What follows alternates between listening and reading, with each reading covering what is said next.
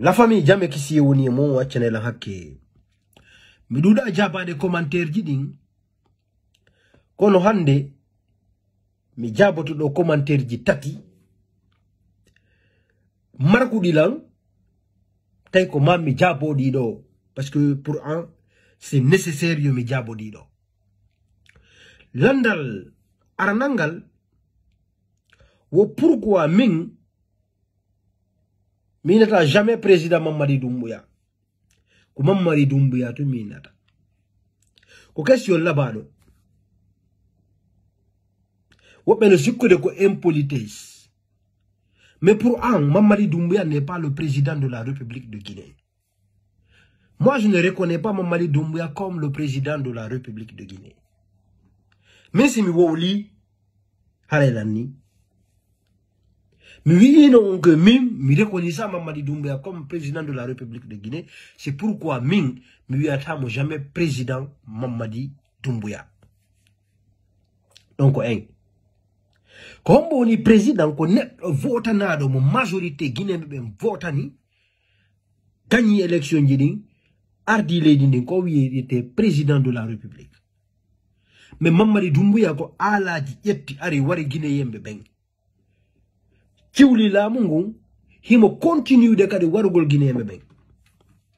Ko o fokkiti wo hande ko elikoje lance roquette je et comme militaire yele wuri bawo makko no holli ke Mamadi Doumbouya hino wuli himo andi ke jama wona namo himo andi soriyo wona namo mo andi rinduɓe ɓe wona namo.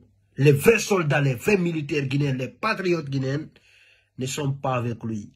Les vrais policiers ne sont pas avec lui. Les vrais gendarmes ne sont pas avec lui.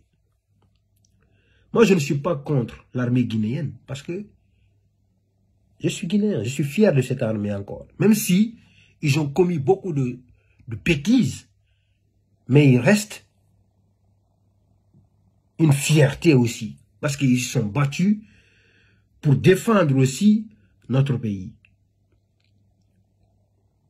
Donc, landal di dabangal, général, muyatamo. Ko onon sikki Mamadi Doumbouya ko général. Mamadi Doumbouya ko hombo jonni mo titre général, sina kanko tigi no mi ore makko général. Mamadi Doumbouya ko hondu wadi ha o hebi on titre. Ko laamu ngun o jogiti ko kanko jettude décision kanko gradata yimbe ben o gradi ore makko général 5 étoiles. Donc pour un on mérita on titre taw. Mamadi Doumbouya est un simple caporal, un légionnaire, c'est ça. Donc, même me reconnaissant Mamadi Doumbouya comme un général. Donc, si vous êtes libre, vu que Mamadi Doumbouya général, vous êtes libre. Hein? Moi, je ne vais jamais insulter Mamadi Doumbouya.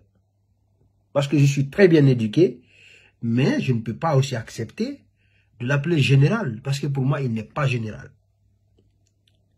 Donc, en famille, il y a un problème d'identité. Sabon nous on mi ala wi de mo président mais la mo wi de général ko Mamadi Doumbouya mi natama ko non o wiete. Je n'ai pas insulté, j'ai dit qu'il s'appelle Mamadi Doumbouya, c'est son nom. À bon entendeur salut. Maintenant la troisième question, on me dit que pourquoi tu supportes Cellou Dalein pourtant que Cellou Dalein a laissé la Guinée, il est parti au Sénégal investir là-bas.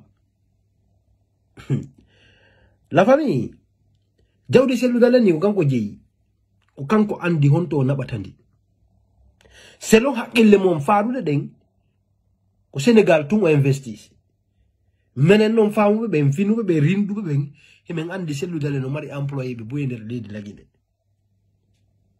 Cellou Dalein hino mari golloɓe buyi e nder leydi la Guinée ndi. Mais wowlata ko honɗum monsieur Cellou Dalein won wadde la Guinée ko entreprise ji jelɓe mari la Guinée parce que gouvernement on hino faala à tout prix détruire Cellou Dalein Diallo. Et c'est le dialogue on a du hala. Est-ce qu'on va mi? Donc si mon mari plein droit investir sur le lady de Ofa là-haut parce qu'il est africain avant tout en fait. Les frontières du Sénégal, Guinée, Douma, c'est les impérialistes qui ont créé nous. Pour nous, nous sommes des Africains. Même comme on doit, si je veux faire investir sur le Sénégal, je veux le faire. Si je veux faire Sierra Leone, je veux le faire. Si je veux faire la Guinée, je veux le faire. Mais, hakune moya Allah, harasel butale hande, ou la Guinée investit sur nous. Hara no gouvernement njati, ben na ko wujadu. Déjà, ben de temps quand on y a avion wangal. Hay so no avion wangal ini o mi ndena selu dale ye la avion wangal. Min ko lansa la konte ye la avion wangal. O le prion. Kambe wo we ko fuki selu dale irito kanko ye ya sina kanko ye. Donc so ila wat de video jandi min komi netto mo Congol. Même oui, que me reconnaissant mon mari Doumbouya comme président de la République. Donc, moi, je suis de président. Me reconnaissant comme général, moi, je suis de général. Est-ce qu'on va mis? Donc, moi, je suis de M. Selou Dalein, fille, moi, investi au Sénégal, selon vous. Parce que, comme vous ma kona mboudia, quand on andi, qu'on to investi ça. Et pourtant, kadi, il a andi, c'est qu'on l'a qui nous investi sur koko fi ko ndo widi don ko halene be pernino mo masi be andu no golle ma ko halene be pernino donc yalla gonga waw fenade menen ko kala toñaado me wonani kala toñaado me soutenemo si a toñi kan non mi wieta a toñi hayska ombuti de min bambata goto e ore toñe min golo na talayite min ilan fala natude aljanna lankadna do me ala fuyi Maya minato ya ite sabu goddo ala dandang.